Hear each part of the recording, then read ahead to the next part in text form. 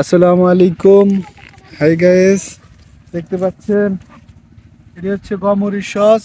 এই যে গমরিচ সস দেখতে পাচ্ছেন আপনারা, গমরিচ সস হয়ে গেছে। এটি হুবিকল জিরার মতো দেখতে, কিন্তু আসলে জিরা না, এটি হচ্ছে গমরিচ সস। এটি এটি দিলে তরকারির মধ্যে এটি ব্যবহার করে, তরকারি অনেক সুস্বাদু হয়, সেই জন্য এটি ব্যবহার করে। আর নিচে দেখতে পাচ্ছেন মরিচ ক্ষেত, এটা হচ্ছে মরিচের জমি। দেখতে পাচ্ছেন মরিচ ছাড়তেছে, তো এবারে মরিচ, আমাদের মরিচের জমিটা তেমন বেশি ভালো হয় না, সেই জন্য আপনার পাতলা পাতলা হচ্ছে চারা গাছ, সেই জন্য মরিচ এবারে কম হবে। তো ইনশাল্লাহ আল্লাহ তালা যা আছে তাতে আলহামদুলিল্লাহ। এই দেখেন মরিচ, মরিচ ক্ষেত। তো এটা, এই জায়গাটা হচ্ছে চর, এটাকে চর বলে। এটা হচ্ছে ওই পাশে দেখতে পাচ্ছেন নদী, ব্রহ্মপুত্র নদীর শাখা। তো এই নদীর মাঝখানে চর জাগছে, এই চরের মধ্যে সব জাতের ফসল খুব ভালো ফলে। তো সেই জন্য সবাই পাঁচ মিশালি ফসল করে এখানে, মানে যে কোনো জাতের ফসল করলে ফসল খুব ভালো ফলে, সেই জন্য এখানে সবাই এই ফসল করে। এই যে আমার সাথে আসেন, দেখেন এই সামনে অনেক জাতের ফসল করছে সবাই। এখানে একটু মরিচ গাছটি একটু ভালো বড় হয়েছে দেখা যাইতেছে, দেখতে পাচ্ছেন আপনারা। তো এই যে সামনে দেখি, সামনে আপনারা যে ধইন্যা খান, ধইন্যা সস, এই ধইন্যা সসের একটা জমি দেখতে পাচ্ছেন আপনারা। এই যে সামনে, এটা হচ্ছে ধইন্যা জমি, এটা ধইন্যা ধইন্যা ধইন্যা সস। এটা হচ্ছে ধইন্যা সস, দেখতে পাচ্ছেন আপনারা, এটা হচ্ছে ধইন্যা সস। এই যে ধইন্যা দেখতে পাচ্ছেন, ধইন্যা, এদিকে আমরা ময়মনসিংহের ভাষা বলে বরগুইট্টা সস।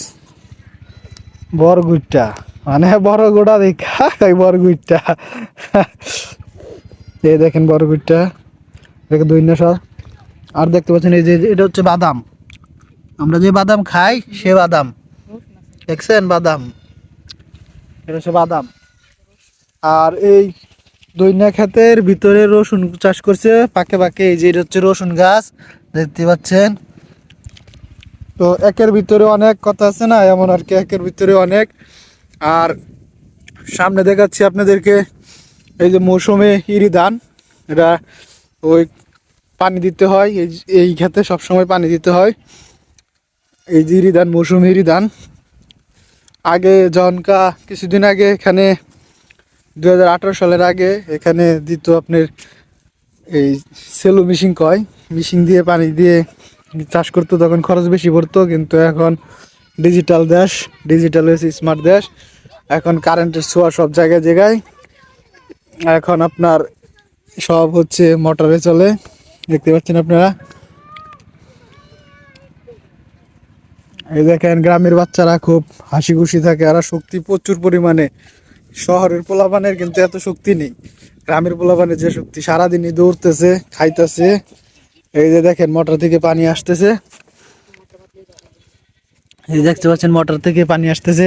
তো চলেন আমি আপনাদেরকে মোটরের কাছে নিয়ে যাব, আপনারা আমার সাথেই থাকেন, দেখি কোথায় থেকে মোটর থেকে আইয়ে পানি। তো ওই মোটরের সামনে আমাদের একটু জমি আছে, চলেন আমাদের সেই জমিটা যাই, ওই পাশের জমিটা আমাদের। দেখেন পানি কত স্পিডে আসতেছে, দেখতে পাচ্ছেন আপনারা কত স্পিডে আসতেছে পানি। এই যে জমি দেখেন, এই জমিটি লাগাচ্ছে 20 দিনের মতো হয়ে গেছে। তো এটি আর 1-1.5 মাসের ভিতরে আপনার ধান ছাইড়া দিব, ধান ধান ধান ছাড়ার উপযুক্ত হয়ে যাবে। এখানে এবারে অনেক বাদাম চাষ হচ্ছে, চাইতেছে, দেখতে পাচ্ছেন অনেক বাদাম চাষ হয়েছে। এটি এটি হচ্ছে বাদাম ক্ষেত। অনেকজনের বাদাম জানে না কেমনে বাদাম চাষ হয়, দেখেন এই যে মাটির নিচে বাদাম হইব, উপরে ফুল হইব, নিচে থাকে বাদাম। এই যে দেখেন মোটর থেকে পানি কেমনে আসতেছে, পুরোটা জমি, এদিকে সব খালি জমি আর জমি। দেখেন সামনে ভুট্টা চাষ হয়েছে, দেখছেন।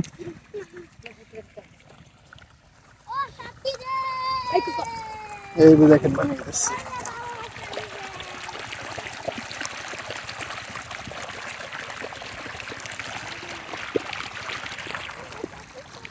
এই যে এটি হচ্ছে বাদাম ক্ষেত, দেখেন।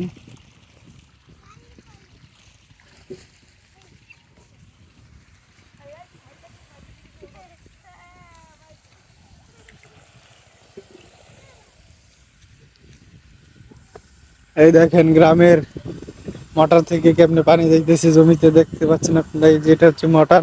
এনে কিছুদিন আগে যখন মোটর ছিল না, মানে কারেন্ট ছিল না, তখনকার আপনার এখানে একটা পাওয়ার টিলার মেশিন আছিল। ওই মেশিনে আমরা কত স্টার্ট দিছি, দিয়ে দিয়ে আমাদের এই যে জমিটা, এই যে এখান থেকে ওই যে দেখতে পাচ্ছেন জঙ্গল পর্যন্ত, ওই পর্যন্ত আমাদের জমি। আর ওই যে আমার বাবা জমি নিরাইতেছে, মানে আমরা কই আমরা গ্রামের বাসা কই জমির ক্ষেত বাঁচতেছে আর কি। ক্ষেতে যে ঘাস আছে, ঘাস তুলতেছে। তো এখন এডি তুইলা দিলে কিছুদিনের ভিতরে এডি আপনার এই সার দিবে আজকে আবার। তো সার দিলে জমি কিছুদিনের ভিতরে বড় হয়ে যাবে। এখানে সবাই সবাই নিজেদের জমি কাজ করতেছে। দেশের মানুষ প্রচুর কষ্ট করে, দেখতে পাচ্ছেন এই যে সকাল থেকে এসে কাজ করতেছে অনেক সবাই, দেখতে পাচ্ছেন। ওই যে আমার বাবা কাজ করতেছে, এই যে আমার বাবা এখানে কাজ করতেছে, জমি ঘাস বাঁচতেছে, দেখতে পাচ্ছেন। অনেক কষ্ট করে, গ্রামের মানুষ অনেক কষ্ট করে।